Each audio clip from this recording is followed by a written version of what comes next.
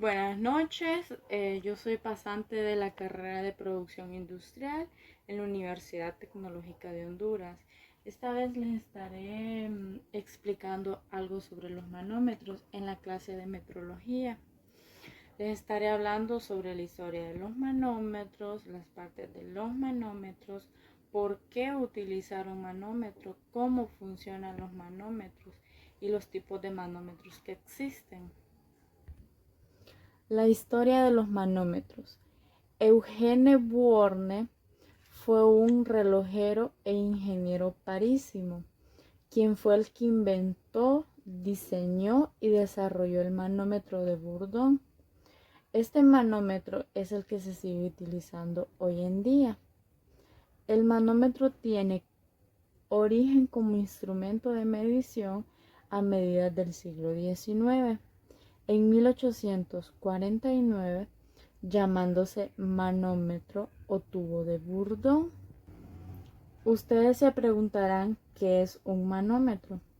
Es un instrumento de precisión. Su función es medir la presión de fluidos dentro de un montaje industrial o casero cerrado. El manómetro generalmente determina la diferencia de la presión entre el fluido y la presión real atmosférica. Existen tres tipos de manómetros, que estos manómetros son los más conocidos. El manómetro de dos ramas abiertas o vidrio en U. Este tipo de manómetro equilibra la presión desconocida con otra presión que, si se conoce, es uno de los más conocidos. Manómetro truncado. No es más que un barómetro de sifón con sus dos ramas cortas.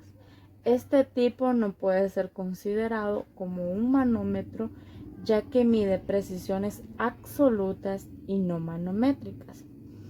Tubo de Bourdon es el más común de los manómetros. Consiste en un tubo cerrado por uno de sus extremos, aplanando y desarrollando una espiral. El muelle tubular es una de las partes del manómetro. Este consiste en un tubo enrollado por donde circula el fluido. El terminal del muelle genera un movimiento según la presión y transmite la trayectoria a través de un mecanismo a la aguja. La carcasa.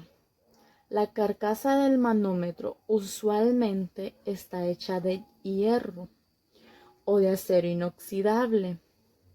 Se utiliza en los manómetros de presión. Hay diversas clases de carcasa, ideales para los manómetros rellenos de líquido, que van desde 1.5 pulgadas hasta 4.0 pulgadas. El tirante consiste en un instrumento que tira al mecanismo cuando el muelle se contrae o se extiende. Movimiento. El material del movimiento es un semi-latón o latón completo. También puede ser acero inoxidable. Se emplea sobre todo en los manómetros de presión. El mecanismo tiene la función transformar la fuerza que el tirante realiza en el movimiento de la aguja. La aguja es la encargada de mostrar el valor de la presión calculada. También hay manómetros de aguja que están diseñados para calcular la presión del aire en mangueras de aire y granallado. La esfera. En su interior se encuentran algunos de estos elementos mencionados. Previamente hay manómetros fabricados en acero inoxidable. Otorgan una indicación visual del nivel de presión de líquidos o medios neumáticos de naturaleza corrosiva. Es ideal para las válvulas de protección contra incendios destinadas a instalarse en ambientes de duras condiciones como las metroquímicas, como las industrias químicas. Conexiones. El material de conexión puede estar hecho de acero inoxidable o cobre. Se emplea para manómetros de presión. El enlace de corte de alta calidad, los hilos, tamaño, placa, longitud y toma pueden realizarse según los requerimientos de un cliente. La transferencia extiende la fuerza del componente de recepción.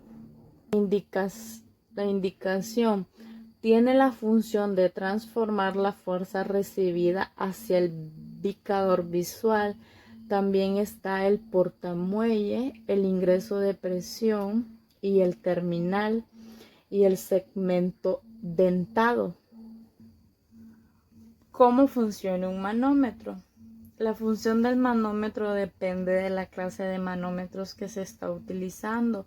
Usando cada uno de ellos tiene su actividad diferente. Eso va a depender de la aplicación que le demos, para que ocupamos el manómetro. Así funcionan ellos. Un manómetro funciona según el principio del equilibrio hidrostático y se utiliza para medir la presión ejercida por un líquido o gas inmóvil. El equilibrio hidrostático establece que la presión en cualquier punto de un fluido en reposo es igual y su valor es solo el peso del fluido que lo recubre. ¿Por qué usar un manómetro?